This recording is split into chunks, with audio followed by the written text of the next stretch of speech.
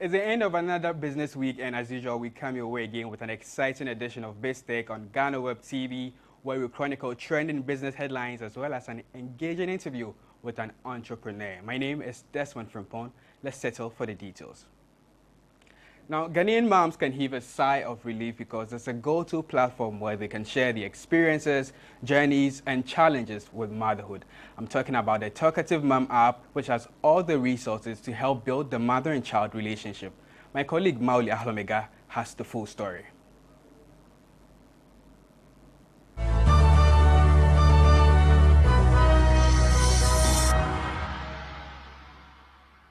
Hello and welcome to this week's edition of BizTech on Ghana Web TV. Today my guest will be the founder of a digital platform, and this platform is helping women with resources as they journey on in their motherhood. I'll be speaking to Enu Kwegrin, and she is the founder of the Talkative Moms app, and we'll be talking all things Talkative Moms.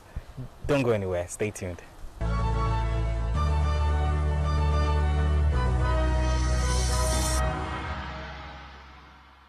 And so welcome back. We'll be delving right straight into the conversation with the founder of the Talkative Mom app, Enu Kwegrin. Hi. Hi, Mauli. How are you doing? I'm doing well. Thank you very much for welcoming us. You're welcome. Yeah. So let's get straight into it. What is the Talkative Mom app? All right, so essentially, Talkative Mom app is a parenting platform. So it was built for the Ghanaian parents. Eventually, we would like to expand into Africa, but now that we started, it's mainly for Ghanaians. Okay. And it's supposed to be a one-stop shop where you find everything and anything you would need on your journey. Okay. So if you have some questions, you can enter it into Mom Plug, which is the first feature. Okay, because the app has 4 features. The first feature is Mom Plug. Okay. Mom Plug is where you can enter questions like home remedies for my infant's cold, and then you get your answers. Or your baby is starting solids, you want some answers, you get them. And then that brings us to the second feature, which is the marketplace. So I decided, why would we stop at just answering questions? Why don't we recommend credible vendors who you can buy from directly from the app? So that's how marketplace came about. So let's say you want some what's it called, products, and let's say you're looking for Tom Brown. You want a credible Tom Brown vendor. You would find that in the marketplace. Okay. Then the third feature is a blog. So that's actually how everything started. It started with a blog. So the blog has my blog posts, but the other benefit is blog posts from experts. So you get pediatricians blogging, gynecologists, speech and language therapists, clinical psychologists. We have a host of experts on there sharing blog posts to educate people. And then the last bit is the listings. So the listings came about because I noticed that a lot of people didn't know where to start from when their children want to start school.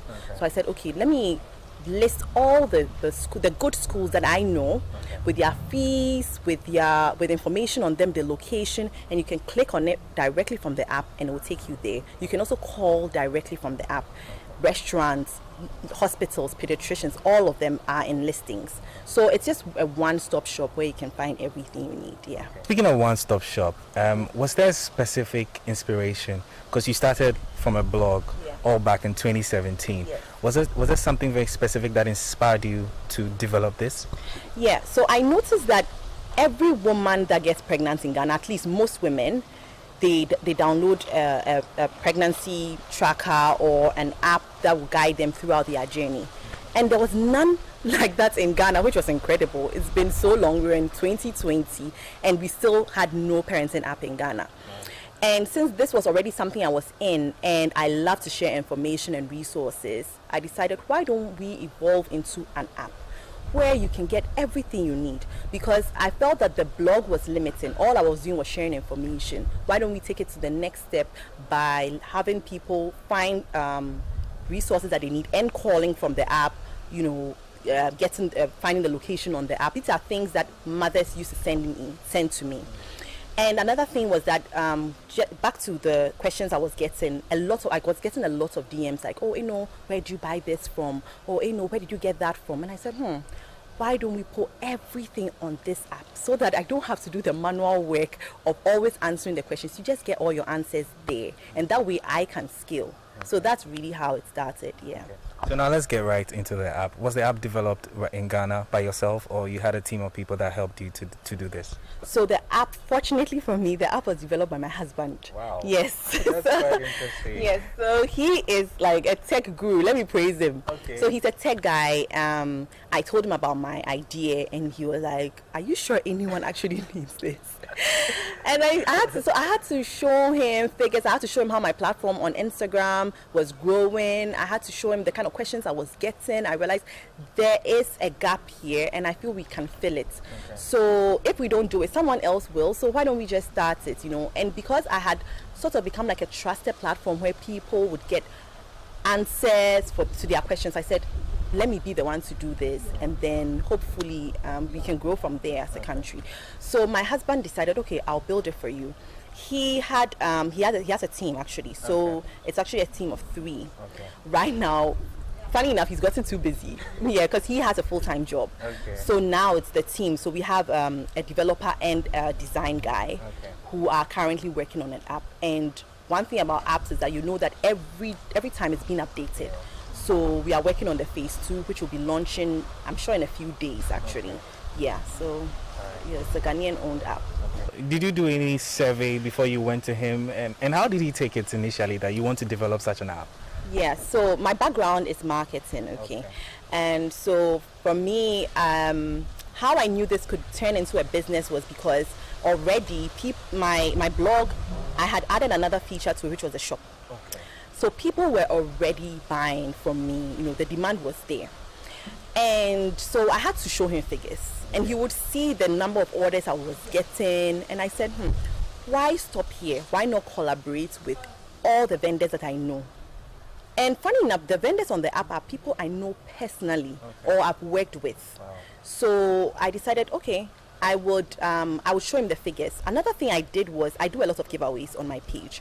And businesses, the last time I did a giveaway, which was Christmas, I had 30-something businesses who were reaching out. Actually, it was over, but I had to actually stop it because the demand was, yeah. So I knew that businesses trusted me. I knew people trusted my opinion, and so seeing all that, he was like, you know what? Let's go ahead. Let's do this since it's something you really want. So yeah, right now as we speak, I have 130+ businesses on there and counting, because there are still more people that we have to verify, because I have to make sure that we don't have scammers on the app and people can get value for their money.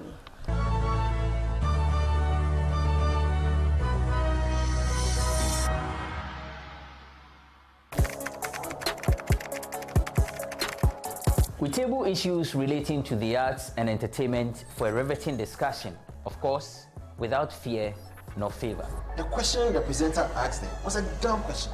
You need to speak the fact and move. Varied views. We agree to disagree. So I would disagree with everything you said. I think that he's a smart guy. I think what he No, did. but I also said he's a smart guy. Yeah. I guess that I'm waiting for the what next. Yeah, to be I answered. don't think that we have to wait for what next. It sometimes gets confrontational, but that's the beauty of the game. Today you're denying funny face. It's not my brother. You're denying funny face. I don't know him. You don't know funny face. It's not my brother. You don't know funny face. Humor, we've got you covered. Me from TV3 incident to you see me na me face a plan. Me who say be for me who say as I'm planning. Because I say a back from my TV3 by ya boom. Yeah. Now you go YouTube ask me patch. O patch say. O patch. Obiabo. It's a package. We meet, we sit, we dialogue, we learn, we progress. My name is Benefo Boabin Abrantepa, a proud blogger, and this is my forum.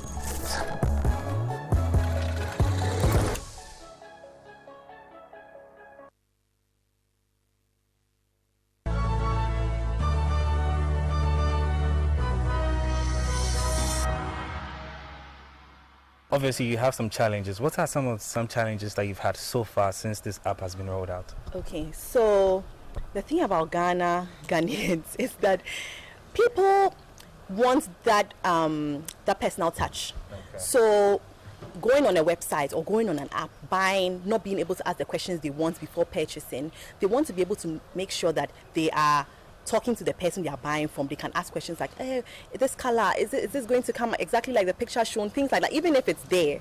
So what I decided to do was, on the app, there's no payment platform. So what happens is that when people buy selected products and they are checking out, they fill in their details, and then it sends a message straight to the vendor.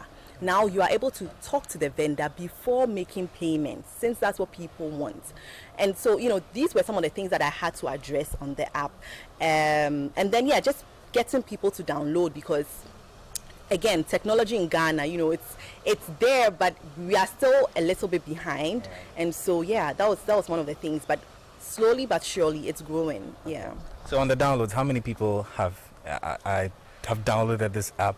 And what's the feedback and the engagements like? How's the entire app looking like right now? Okay, so right now we have definitely 2,000 plus, because we started with almost 2,000 and something downloads. Okay. And the feedback has been great. You would even see reviews on the App Store, because it's on iOS and Android. So when you go, you'll be able to read reviews even before you download the app. And there's a lot of engagement, because on the listings feature, you get to rate and review any facility. So if it's a hospital and you had a bad experience, you can review, you can leave a comment. So people have done that, and that has guided other people to select this hospital or select this pediatrician, that sort of thing. So I've seen that even with the blog posts as well, people are enjoying the blog posts, because I'm getting that sort of feedback, and people are purchasing products on the app. So slowly we are picking. It's doing well. So I realized you ranked number 2 on the app brain in 24 hours of your launch. How did that make you feel, and especially for a Ghanaian company? I was over the moon. I had no idea it could even happen. Even my husband, who's a tech person, was shocked. Because we were in the top 100 apps that had been downloaded. We were above what's this dating app? I've forgotten the name. Sorry, I've forgotten. But we're above that dating app, and we were number 2 in the US and the UK parenting apps. So it was an honor to experience that. It was exciting. So I'm sure every app comes with its own security and all of that. How safe is this app, and how assured that people can use this app without their data or nothing stolen or? Okay, so we have terms and conditions that you would have to read through before you even sign up on the app. And in the terms and conditions, you see all that we've put in place to protect your data. Secondly, like I mentioned, with regards to vendors, we vet them before we accept them. These are vendors that I said I already know, I've worked with, I've bought things from, I trust them. So you know that you are safe. Thirdly, we don't have a payment platform on the app, and so your card details are not taking. These are all things that we would add to the app, but for now, this isn't part of it. So for now, everything is secure, and definitely in the future, it will continue to be secure, because we are serious about it, about growing it. You mentioned the phase 2. What's your intended? How's the phase 2 going to look like, and what's your intended target in terms of engagement for the app? Okay, so the phase 2 is going to have exciting features like people being able to comment on blog posts. For now, that is not available. So you can comment, you can like, you can also, vendors can also run a sale. So we're going to be running running sales in May for Mother's Day. So you can get things half off, 10% off, 20% off, things like that. And larger businesses can partner with us and run ads on the first page of the app. So there's a lot that is in store. We are hoping to add things like post notifications and people being able to, right now we've connected the map to Google, but we want to be able to do it in such a way that you don't leave the app ever. So everything is done directly in the app, and eventually expand into larger markets like other African countries like Nigeria and all those places. So that's our goal. Any final words for us on the Talkative Mom? So all I'll say is go download the Talkative Mom app on Android and iOS. It's very easy to use. You get all the information. It's free.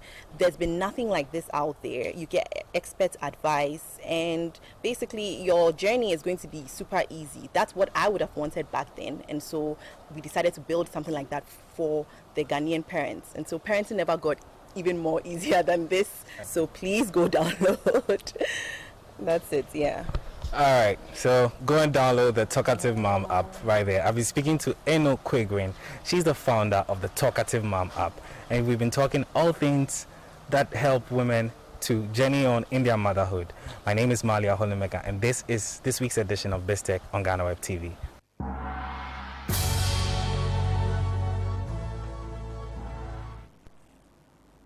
That's really an amazing app there. We are going straight to our tech segment to engage our tech enthusiast, Jefferson, for him to help us with some cool tools that will help us navigate this tech world.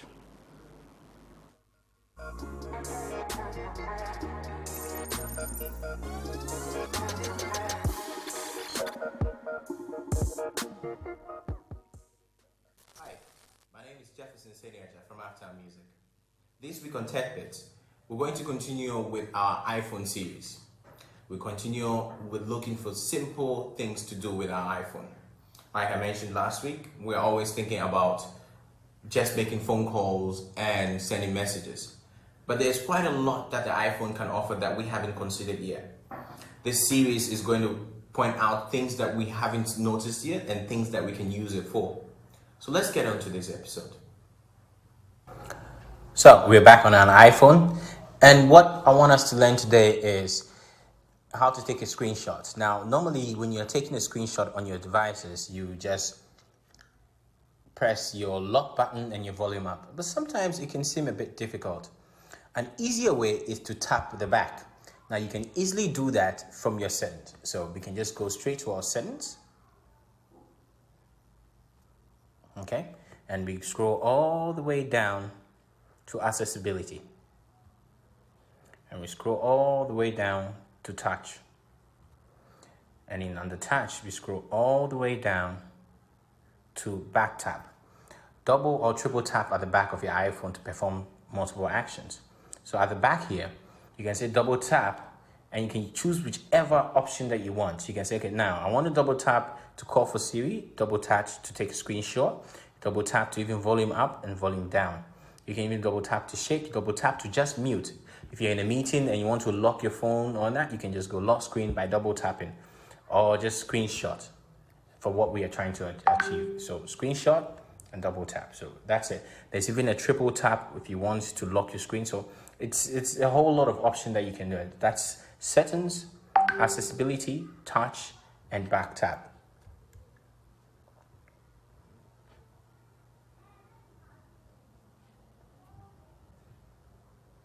All right, so that's it.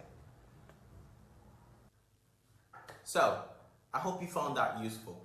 I hope you found something more than just another phone, because an iPhone has quite a lot that it offers, making money quite worthwhile. So, I would encourage everyone to give it a try and let's see how it goes. That's it for this week. I'll see you again next time. Bye for now.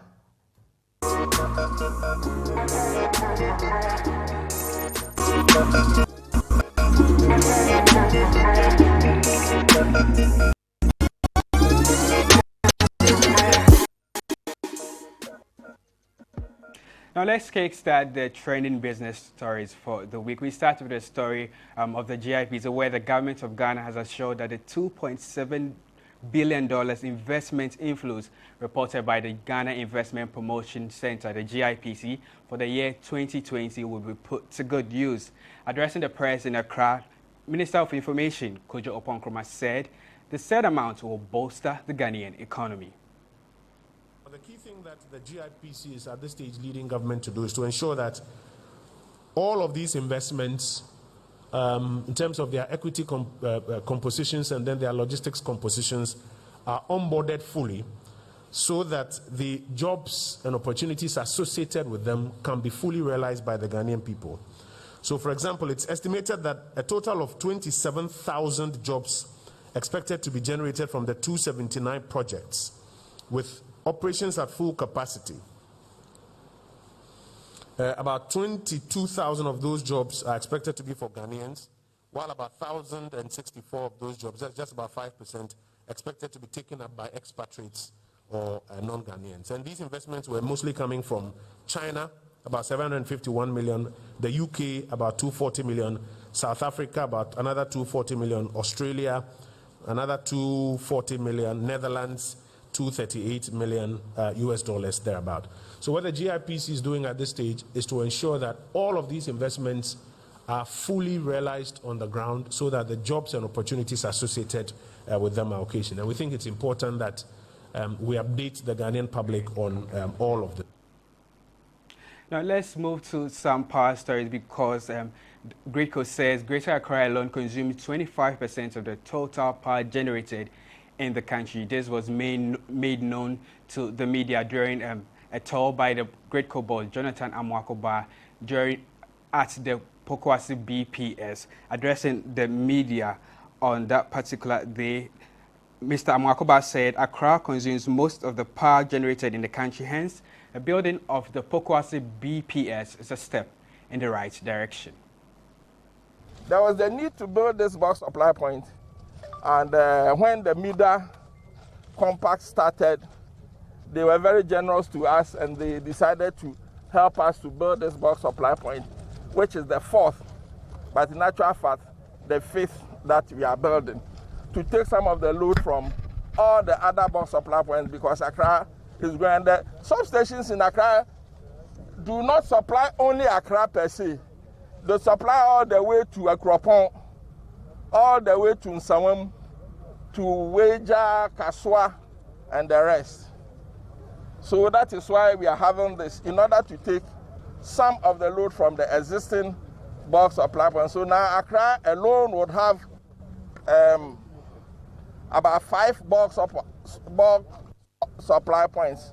As I said, when I joined in 1987, the total load was about 100 megawatts. But as we speak now, the load is in excess of 800 megawatts, which is more than a quarter of what is generated for the whole of Ghana. Accra alone is consuming more than 25% of the load that is being, of the energy that is being generated for the whole of Ghana. Let's do some cocoa board story because over the week there is some fears being allayed because China has started exporting cocoa beans. But the Ghana Cocoa Board has expressed worry over reports of China's resolve to produce and export cocoa beans. The industrial Asian nation is reported to have produced its first batch of cocoa beans in the town of Zinglong in South China, and according to reports, subsequently exported to Belgium, weighing 500 kg and worth about $3,600. But the public affairs manager for the Ghana Cocoa Board, Fifi Boafo, in an interaction with City Business News monitored by Ghana Web, described the development as rather worrying for the future of Ghana's cocoa industry. He continued, the concerns has to do with the fact that would China be able to produce in large quantities and be commercially viable? I ask because if you look at the production in general, it grows in places where you have, for example, between 10 degrees north and 10 degrees south of the equator, where the climate temperatures ranges between 18 to 32 degrees Celsius, with rainfall of about 1,500 millimeters to about 2,000 mm. China and the specific place we are talking about does not have that geographical location, the Cocoa Board Public Affairs Manager added. Meanwhile, Ghana and Ivory Coast account for almost 70% of global supply for cocoa beans.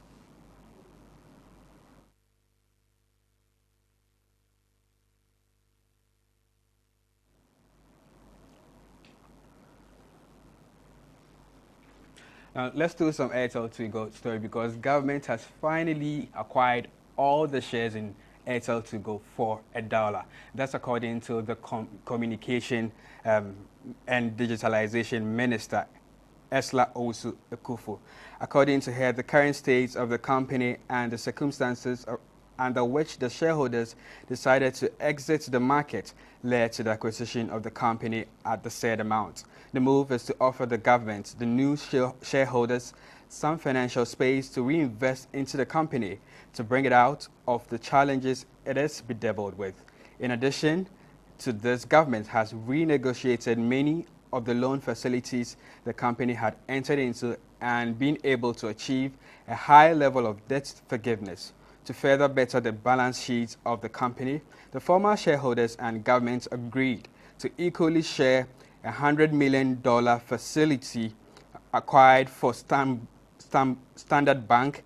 The facility remains one of the largest debts of the company's books. According to the minister in charge, she said, "We work closely with the Ministry of Finance in all the negotiations. So far, they understand what it entails. Now, the shareholders of Airtel Tigo are not passing the shareholder loans which they've advanced to the company. That's one of the main items hurting the balance sheet of the company. 100% of all loans have been forgiven, more or less.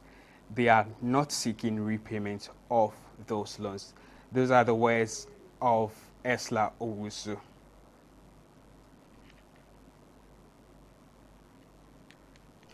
Now, there's some great news for the SME sector because the Bank of Ghana said it has tagged along with the Singaporean government to roll out, to adopt business borders aimed at helping SMEs leverage technology.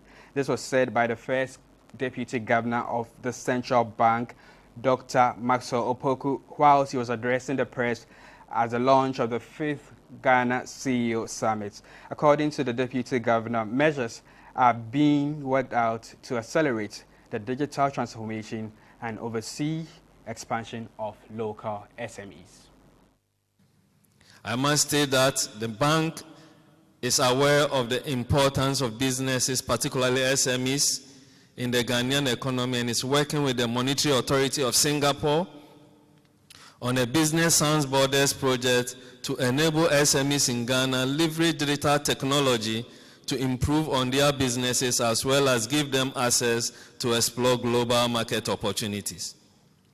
In conclusion, I would like to assure CEOs that Bank of Ghana is very much aware of the changing times in our business environment and is continuing to monitor the evolution of new trends and will put in policy measures to ensure that we align with these new trends. We stand ready to continue to provide and build upon the requisite infrastructure needed for development and ensure smooth business operation, and we will make sure the policy environment for businesses is enhanced and fine-tuned in a post-COVID environment. GRA is ready to automate its revenue collection online. It has served notice of ceasing the acceptance of personal and corporate checks to payment of taxes and custom duties effective June 1, 2021. According to the GRA, in circumstances where it's necessary for checks to be issued for payment spread over a number of months, such checks must be supported by a bank guarantee. The statement signed by the Commissioner General of the GRA, Amishadai Owusu Ansa, said effective July 1, 2020, all payments for taxes and duties shall be made directly to GRA accounts with the various banks through the various means such as cash, bank draft, bank transfer, ACH, SWIFT, cards, Momo, and other electronic means.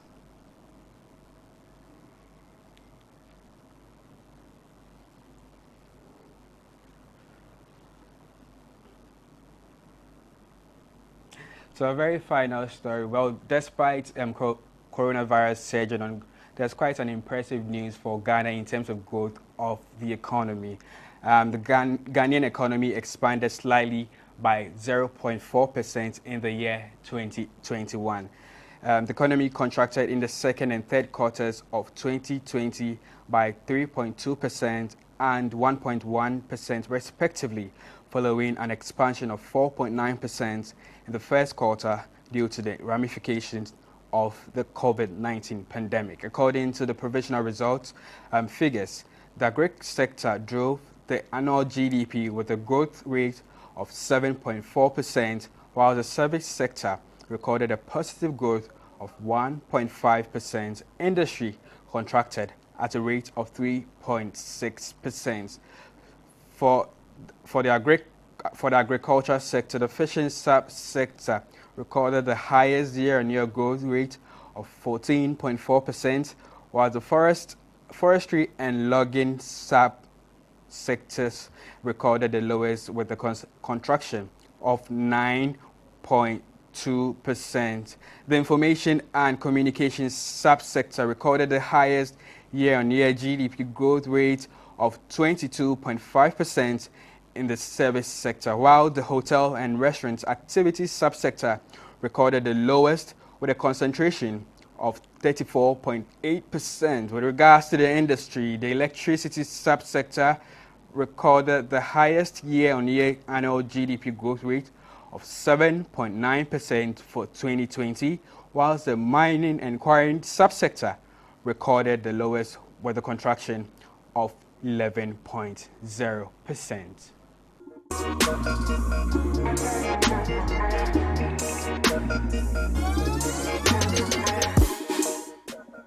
That's it for today's edition of BizTech on Ghana Web TV. I hope you enjoyed today's program.